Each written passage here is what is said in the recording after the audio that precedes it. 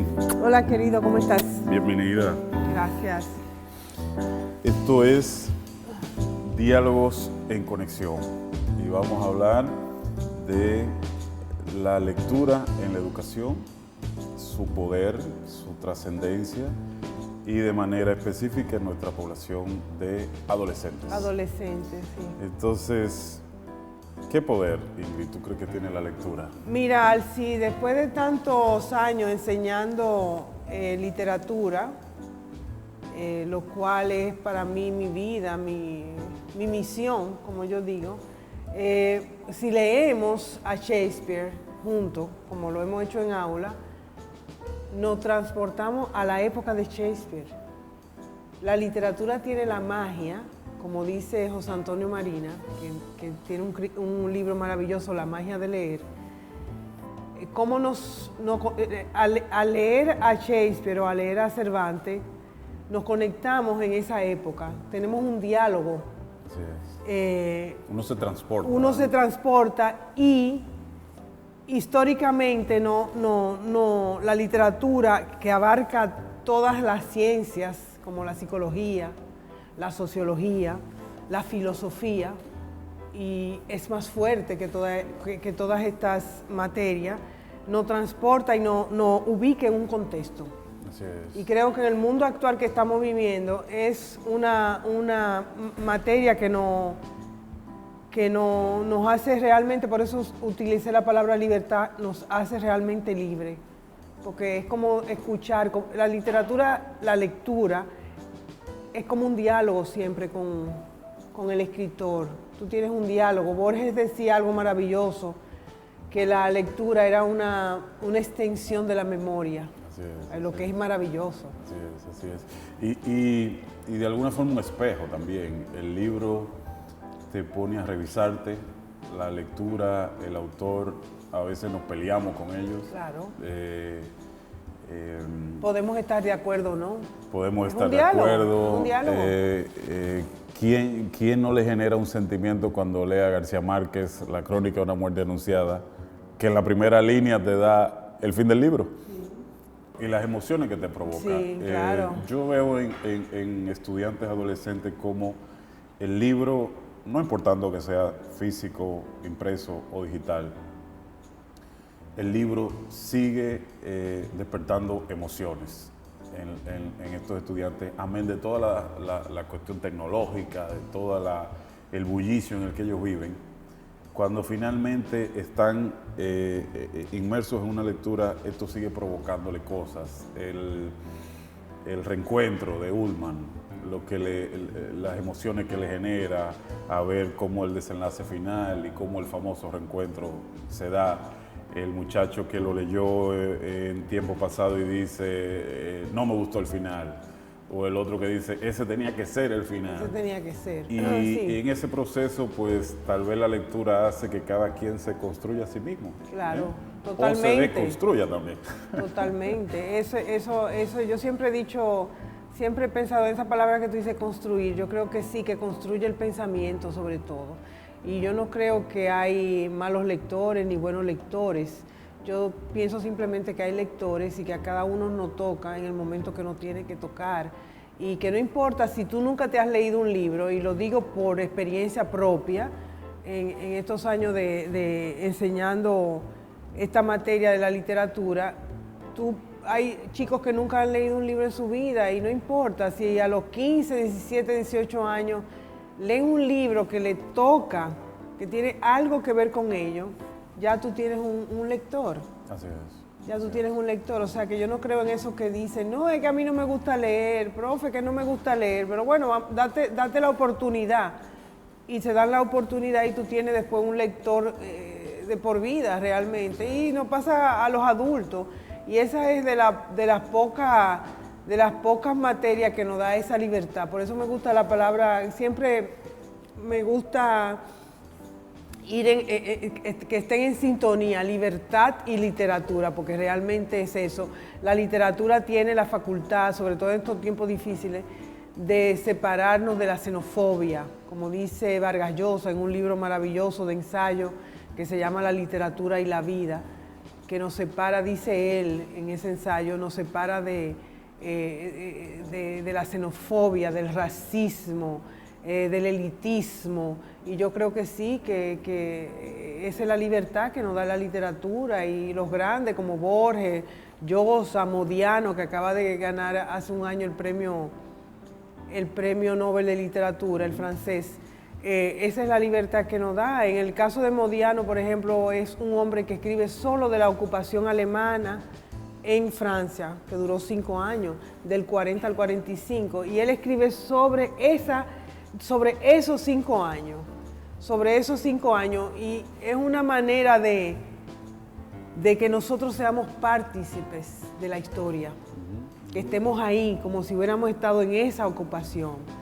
Y la literatura que hace, ¿qué es lo que él hace? Escribe sobre esos años para que no olvidemos, lo que pasó, Claro, para que no se repita. Claro. Déjame hacerte una pregunta que tal vez es doble. ¿Qué despierta en Ingrid el promover esa gana de leer? ¿Qué despierta en ti la gana de leer? Y de ahí a la segunda pregunta, ¿qué poder hacer para que estos chicos adolescentes se despierten hacia la lectura y puedan leer? Bueno, la pregunta que me hace me conmueve, porque yo tenía a mi abuela analfabeta. Y entonces yo cuando pasaba mucho tiempo con esa abuela, a quien amaba, un ser extraordinario, con una sabiduría de la tierra, porque era una mujer del campo, de la tierra, que una sabiduría aparte. Yo decía, pero no es posible que alguien no tenga, porque es la magia. O sea, leer y escribir es mágico. Yo recuerdo la primera vez que pude unir un dictongo, Dios mío, para mí eso en mi cerebro era como, ya lo sé hacer. Es como cuando, por eso las matemáticas para mí me encantan, porque las matemáticas se parecen, la matemática es un arte. Yo no sé por qué le tenemos tanto miedo, la matemática es magia, señores. Cuando un niño suma 2 más 2, eso es como un ballet, eso es como una ópera, eso en el cerebro. Yo no sé si tú te recuerdas, pero en mi cerebro, yo nunca me olvido el día que yo aprendí 2 más 2. Entonces, esa abuela es la que me da ese deseo y ese amor por las letras, porque yo decía, no es posible que alguien no sepa leer. Y cómo darle... la pregunta es el amor, porque hay que tenerle amor, a todo en la vida hay que tenerle amor, a las matemáticas, a todo lo que es la ciencia, a todas las materias. Yo pienso que todo en esta vida, tanto un amor del profesor hacia lo que hace, como sembrar ese amor en los estudiantes. Y como te dije antes, yo no creo en nadie que me diga, profe, a mí no me gusta leer, porque un año después que estoy con ellos en aula, son los que más leen. Eso que te dicen que no les gusta leer, esos son los que más les gusta. Y sí, yo creo en eso, yo creo con los años, yo he dado clases en México, en África, o sea que he tenido estudiantes de varias nacionalidades, y el fenómeno es lo mismo, es simplemente... que tú ames como profesor lo que tú enseñas y que transmitas ese legado. Por Dios, la lectura, eso es una cosa maravillosa, por Dios, una cosa maravillosa. Si tú me permites, te voy a leer lo que dice Pennac. Dale. Que es algo que dice Pennac, que el educador francés, porque es un educador, es un profesor como nosotros. Dice Pennac, lee para vivir. Todos estarán de acuerdo. Si Flaubert tiene razón, hay que leer para vivir. Es lo que nos distingue de la bestia, del bárbaro, del bruto ignorante, del sectario histérico, del dictador triunfante, del materialismo bulímico. Hay que leer para aprender, para sacar adelante nuestros estudios, para informarnos, para saber de dónde venimos, para saber quiénes somos, para conocer mejor a los demás, para saber a dónde vamos, para conservar la memoria del pasado, que es lo que hace Modiano, la memoria del pasado, para iluminar nuestro presente, para aprovechar las experiencias anteriores, para no repetir las experiencias de nuestros antepasados, para ganar tiempo, para evadirnos, para buscar un sentido a la vida, para comprender los fundamentos de nuestra civilización, para satisfacer nuestra curiosidad, para distraernos, para informarnos, para cultivarnos, para comunicarnos, para ejercer nuestro espíritu crítico. Eso para mí es exactamente lo que yo pienso. Por eso es que hay que leer. Porque inclusive en las grandes dictaduras, o en todas las dictaduras, no hay ni grande ni pequeña, hay dictaduras simplemente, realmente. Claro. Lo primero que hace un Estado dictatorial es eliminar los libros. Controlar esa parte, claro. Es eliminar al que piensa, al que lee, claro, por la fuerza que tiene. Y automáticamente se fue la autonomía, se fue el pensamiento crítico, se fue el cuestionamiento y queda un pueblo que lo que tiene que sobrevivir. Claro, y someterse. Y someterse a lo que el poder establece, ¿verdad? Y por eso a mí me encanta cuando estamos en aula con los alumnos. Me encanta cuando los alumnos me dicen, profe, yo no estoy de acuerdo con ese autor, yo no estoy de acuerdo con lo que usted está diciendo. Claro. Y a la larga uno revisa la historia, a la larga las personas que han cambiado de alguna forma su entorno para bien. Cuando revisas la historia ves que hay una trayectoria académica, una trayectoria intelectual detrás. Es decir, por mencionar, lo que hace Juan Pablo Duarte aquí no sale de la nada. Viene de una formación detrás, claro. ¿Verdad? Y siendo jovencito, todo el proceso de la independencia comienza un Duarte con 25 años, Claro. Pero detrás había una lectura, un viaje dentro de esa lectura que provoca una serie de ideas y dice, bueno, esto está así, pero puede estar de otra forma, ¿verdad? Igual en cualquier ámbito, no solamente político, sino a nivel artístico también. Cómo las diferentes expresiones artísticas tienen detrás una lectura necesaria, sólida de lo que ya hubo, ¿verdad? Porque si no es como rebatiña, es como rebeldía. Sí, totalmente.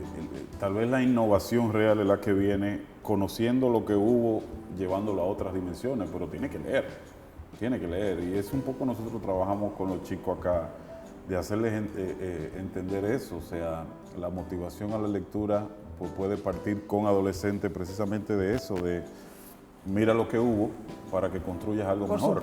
Por supuesto, y la literatura tiene esa capacidad que tú puedas discernir,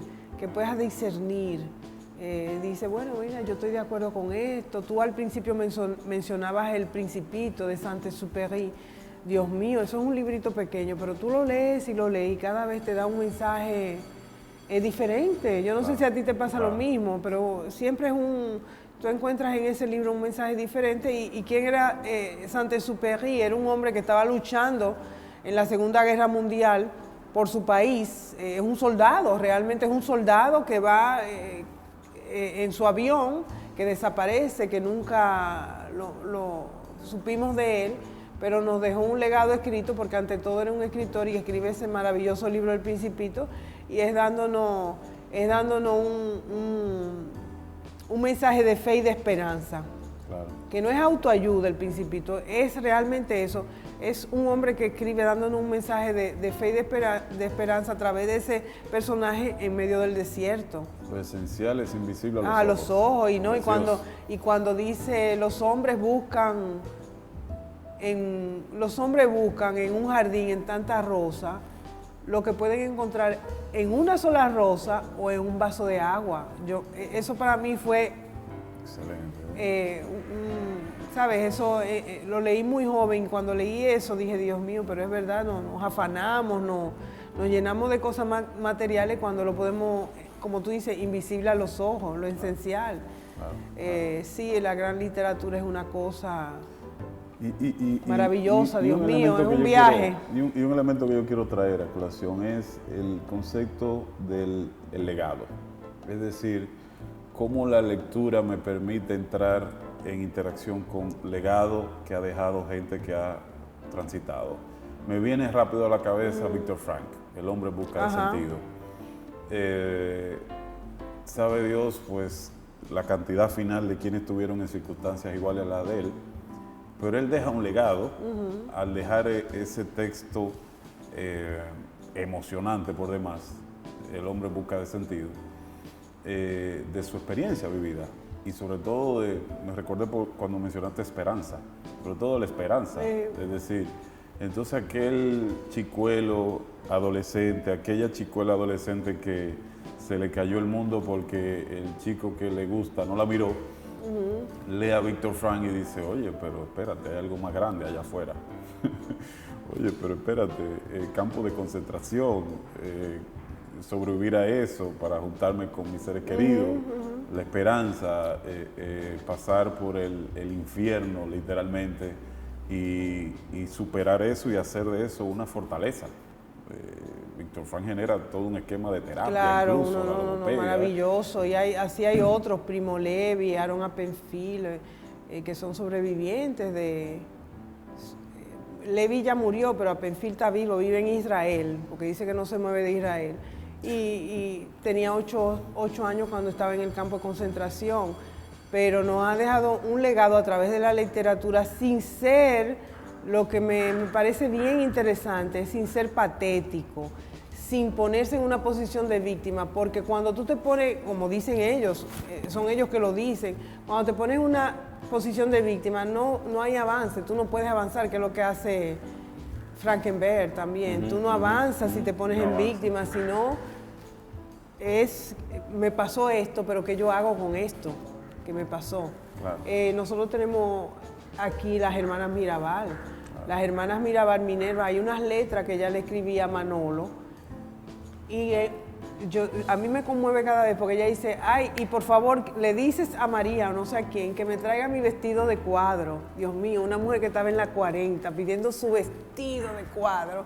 A mí eso me parece maravilloso porque ella le escribe y no tú sobrelees que no quiere mortificar a su marido. Entonces le está hablando de cosas que parecerían muy triviales, pero es porque no quiere hacer sentir mal a su familia, entonces escribe eso. A mí eso me parece extraordinario, que tenemos ese legado. Tenemos también el legado en el siglo XX de Camila y Enrique Ureñas. Hay una colección... De toda esa familia. De toda esa familia. Menciono a Camila porque Camila es la que está después de los 60, Camila todavía estaba viva. Y Camila publicó una serie de ensayos que hizo, ella vivía en La Habana, en Cuba, que es una cosa, son unos ensayos sobre literatura. Dios mío, cuando tú la lees, es que es una de las grandes, o sea, yo te la podría, a mí me preguntaron una vez, en una conferencia sobre Albert Camus, el gran humanista, alguien preguntó en el público, profesora, que ¿usted piensa que tenemos a alguien que sería a la par, como Albert Camus? Y yo dije, sí, claro, toda la familia Enrique Ureñas. ¿Toda la familia? Toda la familia Enrique Ureñas, o sea, esos ensayos de Camila Enrique Ureñas. Ella habla sobre el amor a la lectura, sobre los educandos, sobre lo que transforma, es que realmente la literatura transforma tu vida, así como la transformó la mía, sí, claro, y tengo ejemplos de durante 25 años, todos los alumnos, te puedo mencionar muchísimos alumnos que me escriben, yo tengo un alumno maravilloso que se graduó de médico, está en Miami, dirige un departamento en un hospital, y me dijo que cuando dimos la clase del Gran Gatsby, de la generación perdida, eso le cambió la vida. Y me hizo un correo donde él dice, es que profesora me ha ayudado a estar con los demás, a conversar con los otros, a discernir mejor. O sea, es un muchacho que habla de lo que hizo la literatura con su vida, en su vida de médico, que no es un literato, pero exacto, cómo la literatura lo ha ayudado a ir hacia el otro, porque de eso se trata, esa literatura. Y sí, mencionábamos el caso de la familia Enrique Ureña. Debemos de enseñar a nuestros educandos, a nuestros estudiantes, a darles ese amor y a enseñarles que sí, que tenemos también, porque hay tantos escritores dominicanos que son... Virgilio Díaz Grullón, por favor, ese hombre tiene unos cuentos que tú lo lees, bueno, nos gusta Márquez, pero cuando tú lees a Virgilio, Doña Ida también, Hay un Alcántara, que hace poco fue premio nacional de literatura. Yo acabo de leer un libro que él escribió, Ensayos sobre literatura. Lean eso, por favor, eso es extraordinario.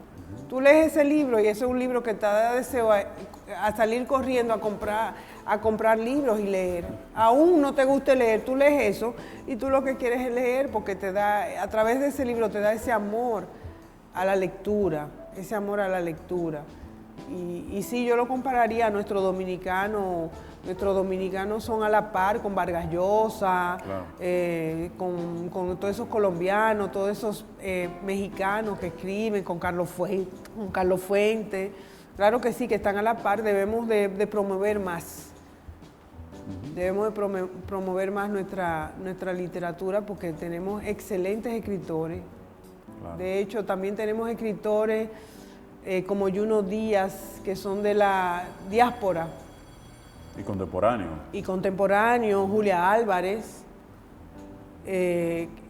Junot Díaz que tuvo, señor, el premio Pulitzer, y en el año que lo tuvo yo te puedo mencionar una lista como de 30 escritores norteamericanos que son excelentes, entre ellos Paul Auster, Sirius Beth, y se lo ganó Junot Díaz porque hizo ese libro maravilloso, que es un libro que la gente pensaría que habla de los Estados Unidos. No, ese es un libro totalmente dominicano. Él abarca desde los chinos de Bonao, por favor.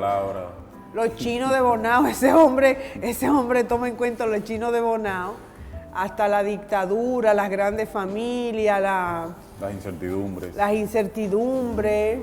Sí, es un libro que abarca todo lo que somos nosotros realmente, todo lo que somos nosotros, por eso lo ganó.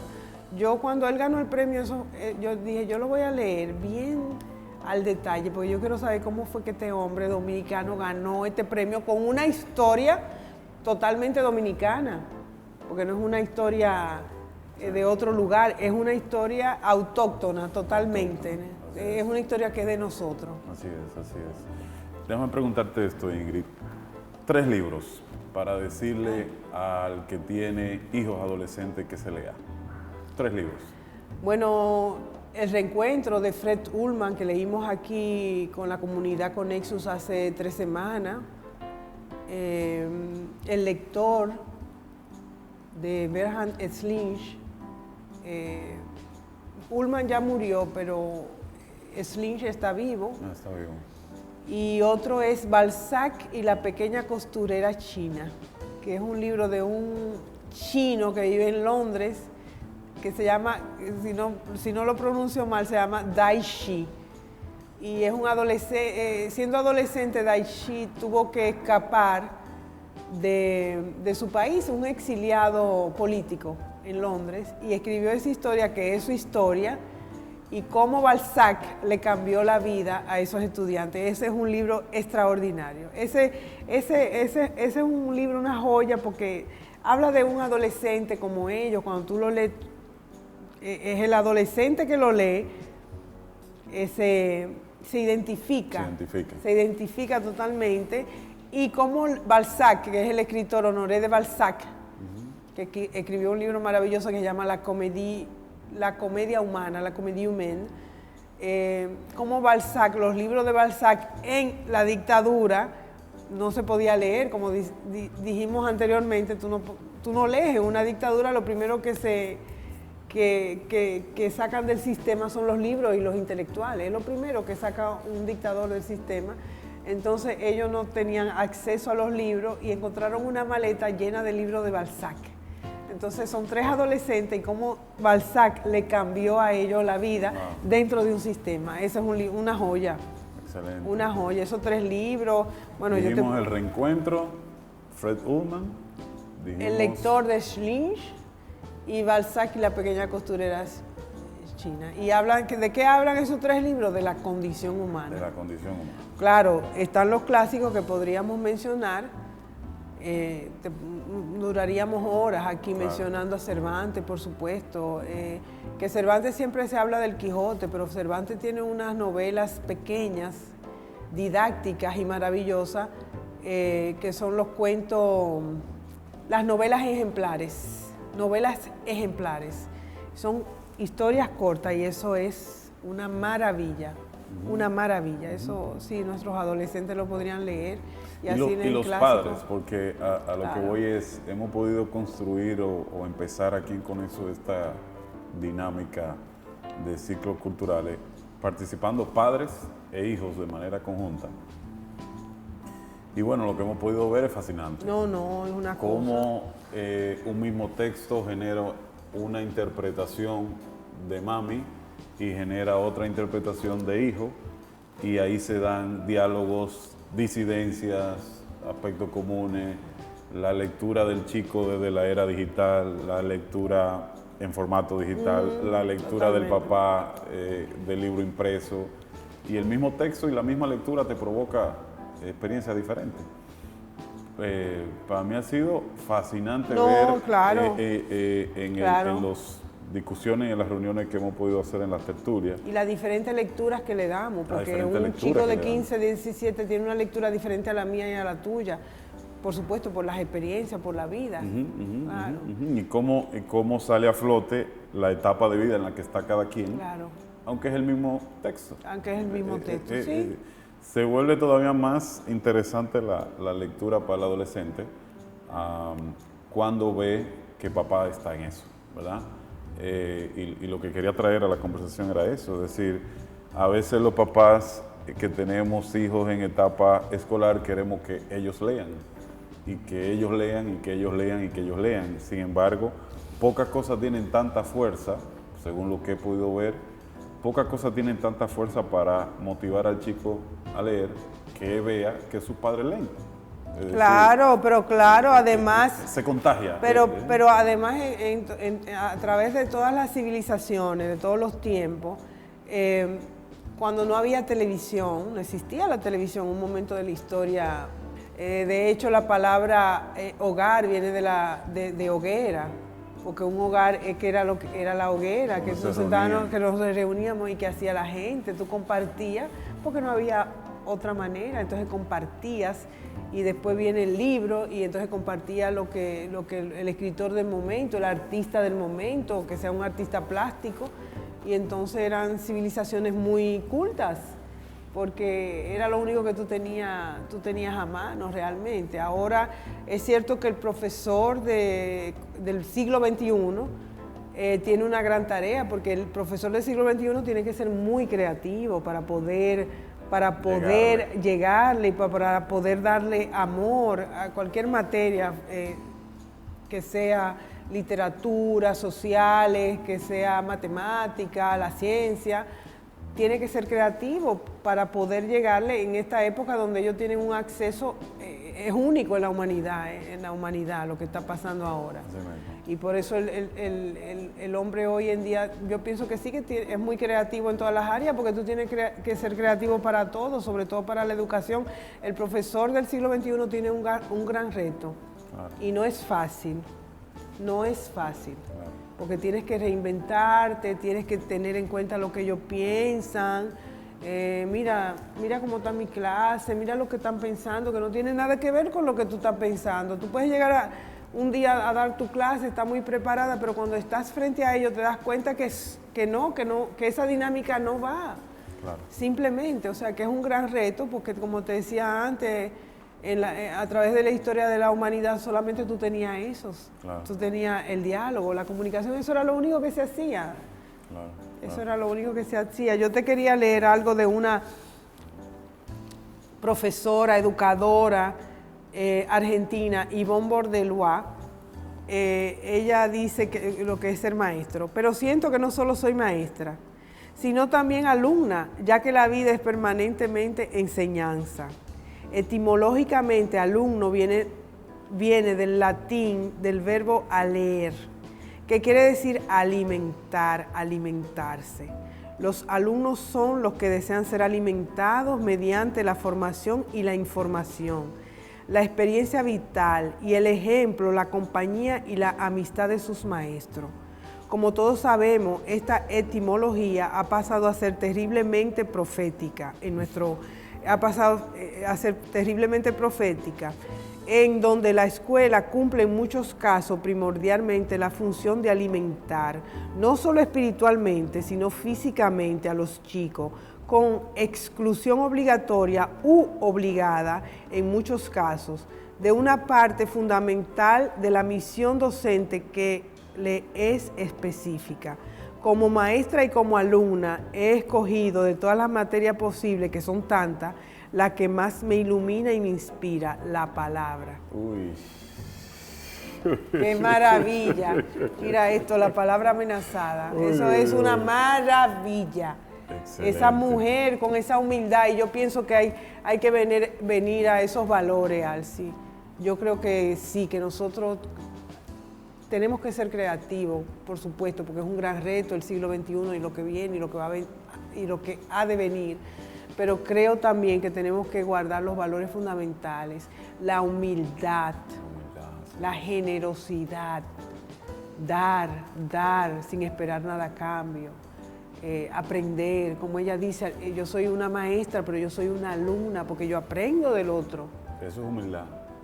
Es que yo aprendo del otro y el profesor que no esté de acuerdo con eso tiene un problema. Desapareció. Pero claro, Desapareció. hay Albert Jacquard que dice algo maravilloso, y si quieres terminamos con eso. Dice Albert Jacquard, el filósofo maravilloso, que dice, yo soy los lazos que yo tejo con los demás.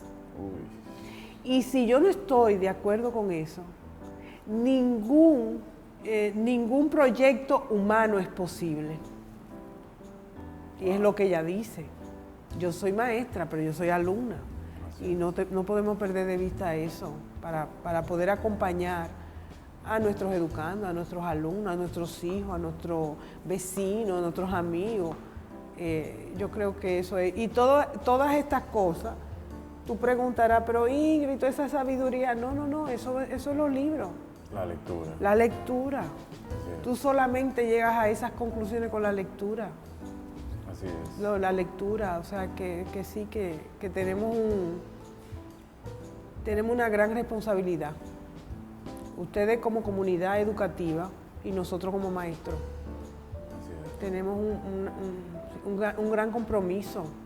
Así es. Leí de Borges, el gran Borges, una frase antes de ayer que me llamó la atención. Mis amigos escritores se enorgullecen de lo que escribieron. Yo me enorgullezco de lo que he leído. Es maravilloso. ¿De qué se enorgullece Ingrid de haber leído?